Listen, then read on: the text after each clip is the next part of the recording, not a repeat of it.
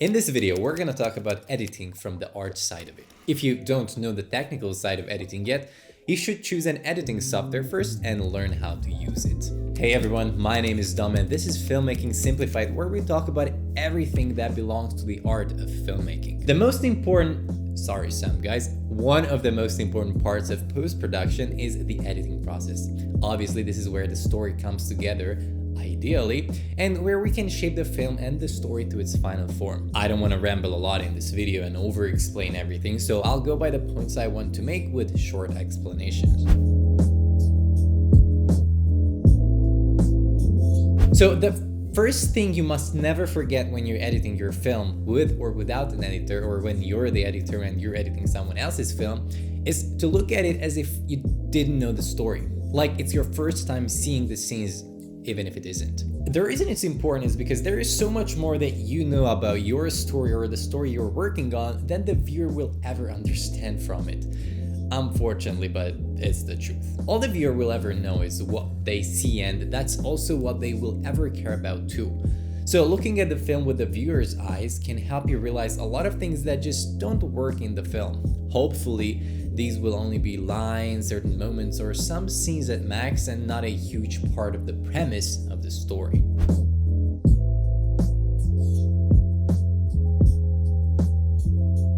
This leads us to the next point, which is being able to let go of parts of the story. It's really hard, especially when you make a short film with little money, shoot an impossible amount of scenes per day, and you're in love with every moment of your film. But that doesn't matter. The only thing that matters is that the film works at the end and that it's good. The viewer won't know that there would have been another scene or that the order of the scenes were different in the script. For example, this one time I made a short film at my university. It was a road movie with lots of scenes that we had to film in just a few days. We also had to move a lot between locations, and it was January, it was cold with short days in terms of daylight. Anyway, long story short, the film ended up being 21 minutes long, with the end credits altogether.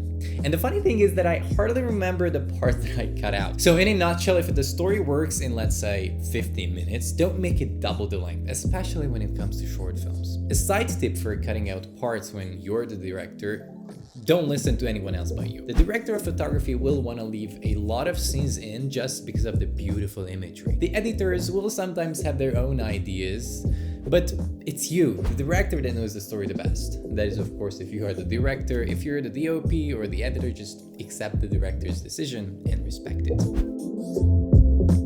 Let's focus a bit on the editing part itself. I think the all-time key phrase for editing is less is more. It's the premise of editing, if you will. When it comes to compiling a scene, you will have a certain amount of angles of shots, ideally. Now, that doesn't mean that you have to use all of them. Cutting back and forth without a purpose is just pointless editing. Remember, everything that you show in the film has to have a purpose. You're making the viewer see what you want them to see. And this is one of the biggest differences when it comes to comparing film to theater, because in a theater show, you have the freedom to look at whoever you want, to look at whatever you want. You don't even have to be looking at the main character that's speaking. You can look at somebody else just sitting in the background if that's who you're interested in. But when it comes to film and you're making a dialogue, for example, cutting from one face to another will tell the viewer about how each character feels in the situation. It can determine dominance, the importance of the characters, and what they have to say. As sad as it is, the story comes first and then the visuals, because at the end of the day, people will gain more from a good story than beautiful imagery. Now, before you get me wrong, I'm not saying that what the movie looks like doesn't matter. Of course it does, a lot. We're talking about film and not a book or a radio play. But when a decision has to be made where we have to get rid of a beautiful shot to the advantage of the story will always win, as long as the director sees it that way. When you're editing the film, remember that the tempo of the scenes should dictate the rhythm of the editing. A slow and emotional scene can't use too many cuts, and one filled with action can't be slow. Editing has to support the story and not the other way around. When it comes to creating a certain emotion, solely the way it's edited can do the magic.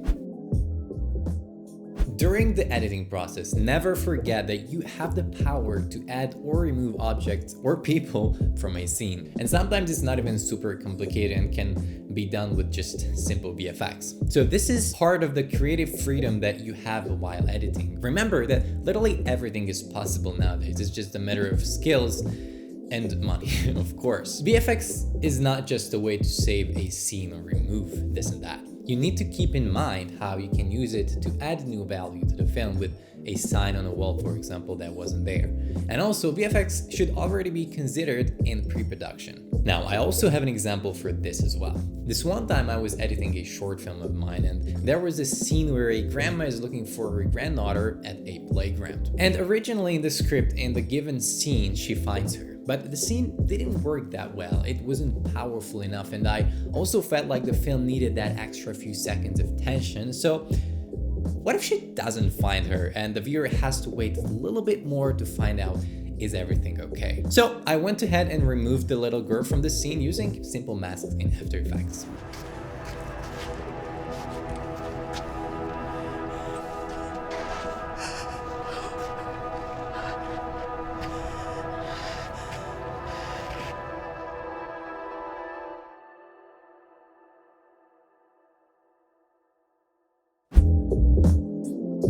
This leads us to one of my final points, which is something that is on one side the beauty of editing, and on the other is the last thing you'd want, and that's changing the story in editing. Obviously, you have a given amount of footage that you can work with, and let's say you don't have the opportunity to record extra footage, and that's all that you can work with. And if the story doesn't come together with the footage that you have, you can still take that footage and take it to a new direction, for example. If you have to do this, that can be due to many reasons. You realize that a scene worked in your head and so did on paper but not on film. One of the actors couldn't give a strong enough performance, or maybe a scene turned out visually so weak that it just can't be part of the film. You get the point. In cases like this, you have to think outside of the box. How can we change the story to not be completely lost and to still make sense? Among many, but also for this reason, it's crucial that you know the premise of your story, the key essence. If you peel everything down and then build up again with what you have, in the end, your film will still have the same core message as you have originally planned. To wrap up this video, let me say one last thing which I also don't favor during the editing process, and that's reshooting scenes or recording extra ones. Sometimes you just realize that an extra close-up or some coverage is inevitable in order for the film to work. So you have to get out of the comfy editing room, organize a day, get people, and then record a few seconds where the footage, it's a little annoying, but the end result is all that matters, which has to be good. So you just have to do it. But it can be the same with recording extra audio, such as extra lines that a character says off camera or when we don't see mouth motion, or maybe other sound elements that we have to add that were not originally planned. But I talk about that in a different video, so you can find that right up here once it's done. But at the same time, recording stuff during post-production is also often fun because sometimes you have to cheat and record stuff at a completely different location, and then you have to make people believe that it was shot at the same one as the rest of the scene. But, well, that's just movie magic. Anyway, that's it for today's video. So if you enjoyed it and you feel like you learned something, don't forget to subscribe and give this video a like. Both really helps in growing this community. If you have a thought, share it with me in the comment section and let's have a chat. Thank you so much for your time and have a great day. Ciao.